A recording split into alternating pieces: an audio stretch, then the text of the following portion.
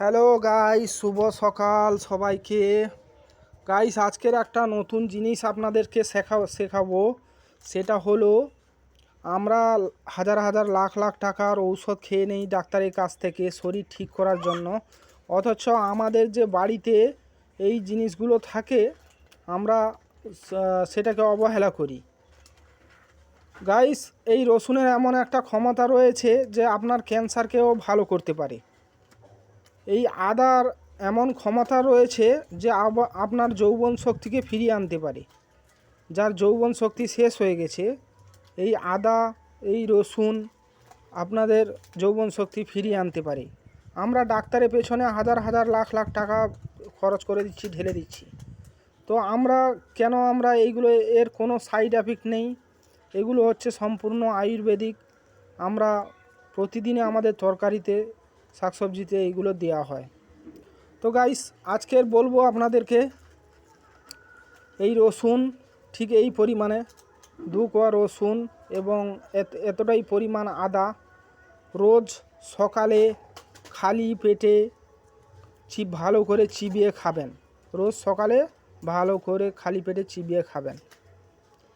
খেয়ে হালকা গরম জল খাবেন, উষুম গরম জল, আধা ঘন্টা কোনো কিছুই খাবেন না। তাহলে আপনি 1 সপ্তাহ খেয়ে দেখুন, আপনার অনেক রোগ পরিবর্তন হবে, অনেক রোগ ভালো হবে আশা করছি। যদি আপনার গা হাত ব্যথা, যন্ত্রণা, আরও অনেক প্রবলেম সলভ করবে আপনার জীবনে এই আদা এবং রসুন। তো গাইস, আপনারা ট্রাই করুন, দেখবেন গ্যাস, অ্যাসিডিটি অনেক কিছু থেকে আপনারা লাভবান হবেন। অনেক কিছু থেকে আপনারা অনেক রোগ থেকে মুক্তি পাবেন। যেমন ধরুন, মাথা যন্ত্রণা করছে, হট করে একটু আদা খেয়ে নেবেন, দেখবেন মাথা যন্ত্রণা কমে যাবে।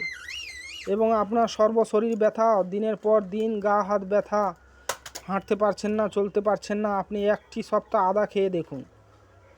1 সপ্তাহ খালি পেটে আদা চিবিয়ে খেয়ে দেখুন, বুঝতে পারবেন। তাহলে গাইস, যদি উপকৃত হন তাহলে লাইক, কমেন্ট, শেয়ার করবেন। আপনারা ট্রাই করুন। এই সব জিনিসের কোনো সাইড এফেক্ট নেই, আর না আপনার কিডনি ফেল হবে, না কিছু হবে, না শরীরে কোনো ক্ষতি করবে।